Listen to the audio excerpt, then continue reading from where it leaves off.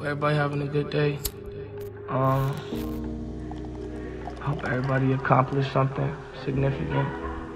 Even if you didn't accomplish anything significant, don't be discouraged. Just aim to accomplish something significant tomorrow and the next day, and so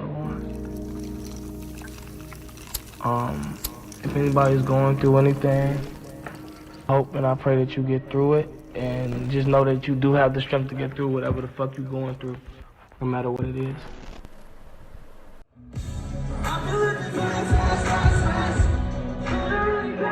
New details now on the sudden death of rapper Juice WRLD. Rapper Juice WRLD is dead after suffering a seizure at Chicago's Midway Airport.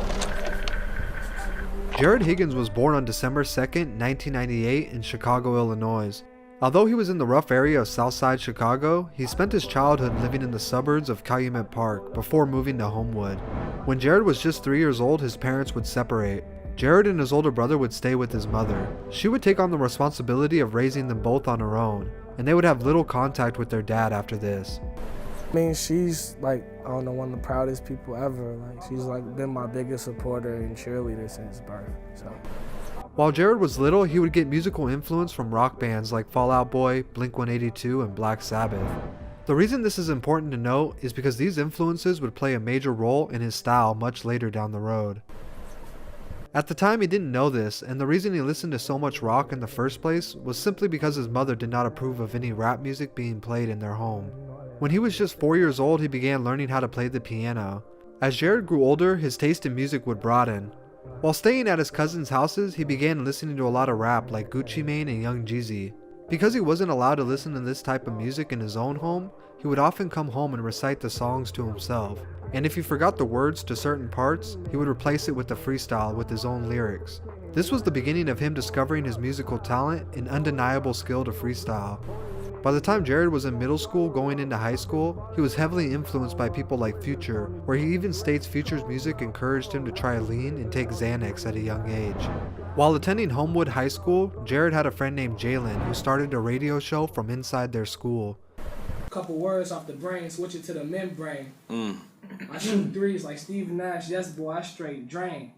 People say I'm crazy, but my bars going insane. You hear me on the radio, spitting radio wave. This ultimately gave him a platform to improve and showcase his freestyling abilities. After months of this going on, Jared began to be known within the school as the best freestyler, and people began to encourage him to start writing and recording songs. He began to really absorb all the music and stop caring about school and his homework. Jared's love for rock music never left either though. He even admits to meeting a girl at school around this time, and in an attempt to impress her, he started listening to her favorite bands like Panic at the Disco and Green Day, even teaching himself the guitar from watching YouTube tutorials. This blend of interests would ultimately form the foundation of his musical style. Funny enough, the first song he ever recorded was in 2014, and it was a song he wrote for his high school crush.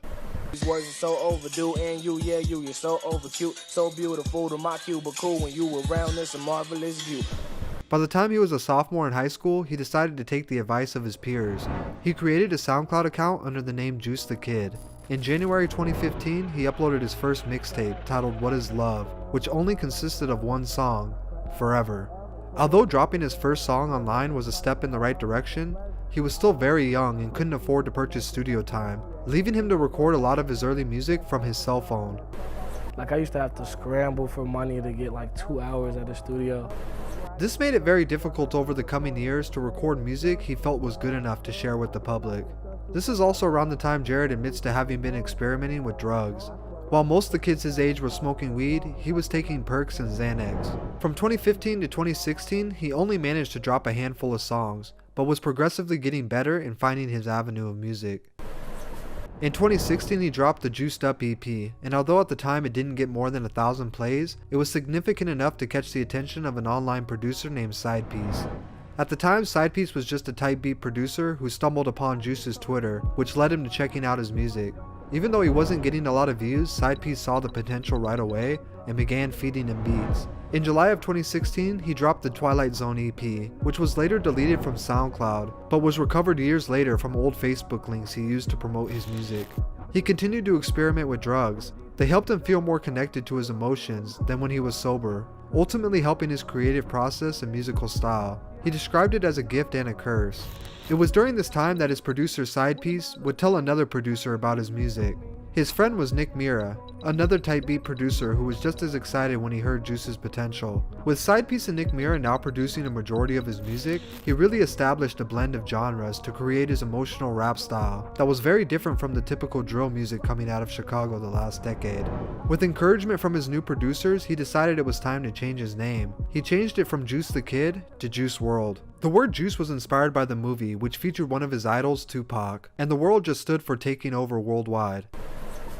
Feeling confident with his new name and higher quality production that fit his style more, he continued to drop new music as often as possible, believing if he stayed consistent, more people would take note of his talent. In early 2017, he dropped another 3-track mixtape titled Affliction, quickly followed by another 2-track tape, Heartbroken in Hollywood 999. Things were starting to look up for Juice. He was fully engaged in following his dream. He had producers backing him up and his music was notably getting better. But he was still struggling to stay positive, and on top of it, he needed more money to keep recording. This led him to getting a job at a car factory, where he would help assemble them. This is my cousin. He got me my first job, my first and only job. At this time, he was seriously considering taking a break from music, due to other struggles he was dealing with, and altogether, he started to doubt his sound. Don't give up, because a year ago, I was finna quit this shit. Like, I wasn't finna quit this shit, but I was finna stop taking this seriously. After just a few weeks of working at the car factory, he realized that lifestyle wasn't for him. Even if he tried to fake it, he couldn't help but think about music all day long. Regardless of his financial problems, he decided to quit. If anything, this just reminded him how bad he wanted it. He got back to work with Nick and Sidepiece, and they began working on another project. This time, he wanted it to be longer than just a couple tracks. On June 15, 2017, he dropped his first full-length mixtape titled 999 on SoundCloud. The entire tape was co-produced by Sidepiece and Nick Mira. The second song on the tape was titled Lucid Dreams, but it wouldn't initially blow up. The tape did give Juice WRLD his first taste of recognition from the mainstream though, where artists like Waka Flocka and producer Southside both checked out the project and gave him credit for his good work. This small but valid buzz gained him a few thousand plays on SoundCloud, which at the time meant the world to him. He knew he had to go back to dropping music while he was getting a little bit of attention. In October, he dropped another 2-song tape with Nick Mira titled Binge Drinking Music, followed by multiple singles before dropping one last project at the end of 2017. I admit it, another hoe got me finished, broke my heart, oh no you didn't. On December 22nd, he dropped Nothing's Different. Although it was only 3 songs, the first track was All Girls Are the Same, and this would catch the attention of Cole Bennett and Lyrical Lemonade, who at the time was just starting to get recognized for their music videos and their blogs that covered new music coming out of Chicago. I made that song in the moment, and I kept it and dropped it because it was how I was feeling, like it was like pure emotion. Cole would write, "I was unfamiliar with Juice before stumbling across the intro track, All Girls Are the Same, which led me to find his EP, and I must admit that I was pleasantly surprised. It's a pretty short listen, considering that it's just 3 songs in length, but the impact it left felt like more of a full-length project." Cole wasn't the only one from Chicago who caught wind of this song. Lil Bibby, a well-known Chicago veteran, got a hold of Juice's music after DJ Victorious sent Lil Bibby All Girls Are the Same and Lucid Dreams to check out. After Lil Bibby heard Juice's music, he immediately contacted him and was offering to sign him to his new label, Grade A, which was under Interscope Records. Because Juice was in the situation he was in, he didn't hesitate to sign, stating he needed the money bad. Lil Bibby and Juice WRLD immediately went on a promo run for All Girls Are the Same, where the SoundCloud plays started to rise rapidly, but it wouldn't blow up until February of 2018, when Cole Bennett decided to reach out and offer to film the music video for the song. He uploaded it to his YouTube channel. The heartbreak music combined with the unique visuals from Cole Bennett, who was just starting to get known as the go-to channel for aspiring artists, created the perfect storm for Juice WRLD. And by April of 2018, the song was on every radio station in the country, giving Juice his first ever Billboard charting song, changing his life and jump-starting the career of the song's producer, Nick Mira of Internet Money. This was a massive success, and with the help of his new label, Grade A, they began working and promoting a debut album, with All Girls the Same being the first single.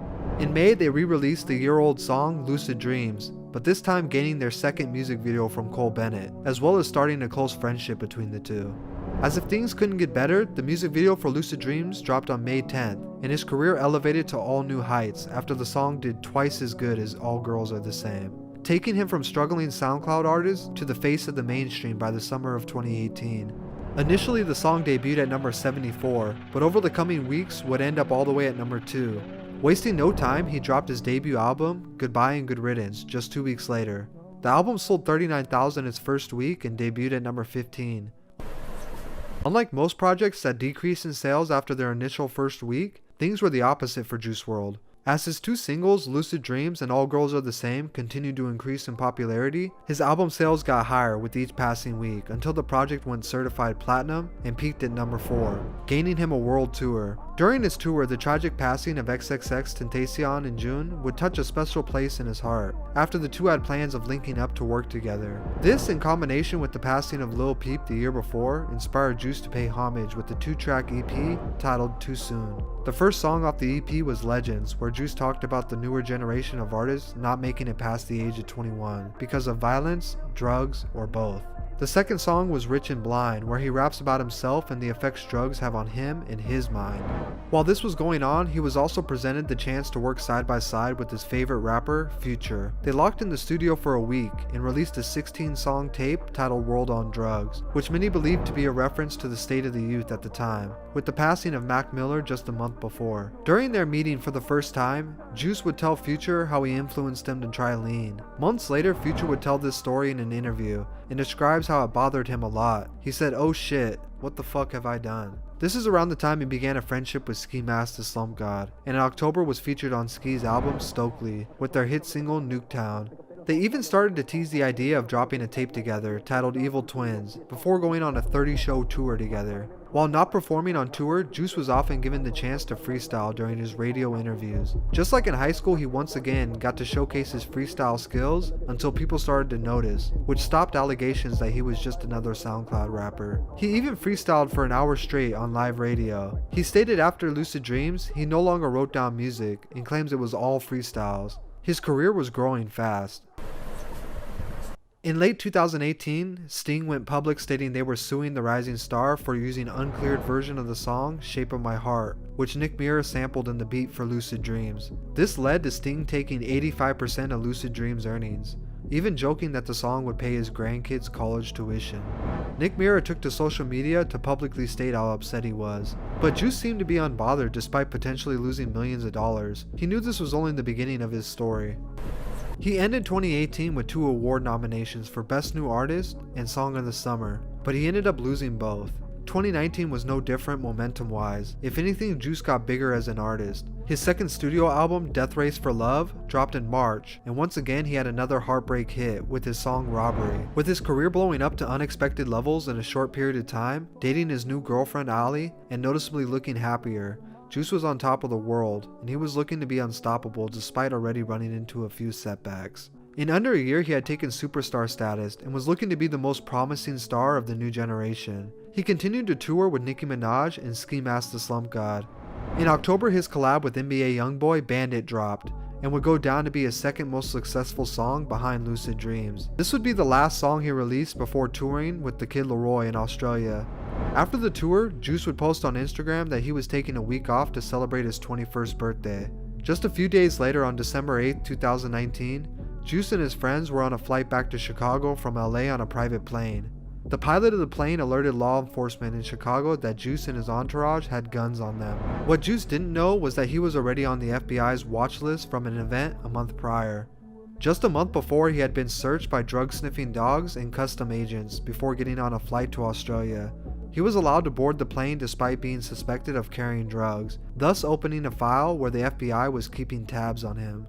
The combination of these two events led to the FBI and Chicago police to be waiting for Juice WRLD at the airport when they landed. In an attempt to hide some of the evidence, Juice allegedly popped a few Percocets after landing, ultimately leading to an overdose in the airport. He was given 2 shots of Narcan, which is used to reverse the effects of an opioid overdose, before being sent in an ambulance to the hospital. On the way to the hospital, he stopped breathing and was pronounced dead. After his passing, he would be featured on Eminem's album, Music to Be Murdered By. This was special because everyone knew how much of an Eminem fan he was. On April 24, 2020, his single Righteous was released. He had recorded the song in his home in LA, and the lyrics can be hard to listen to. His mother would also start the Live Free 999 organization for mental health awareness. On July 10, 2020, his posthumous album Legends Never Die was released, and it debuted at number 1, selling 497,000 copies its first week, breaking records and winning him Best New Artist of 2019. The title of the album is very appropriate for someone who influenced millions and changed lives in such a small amount of time.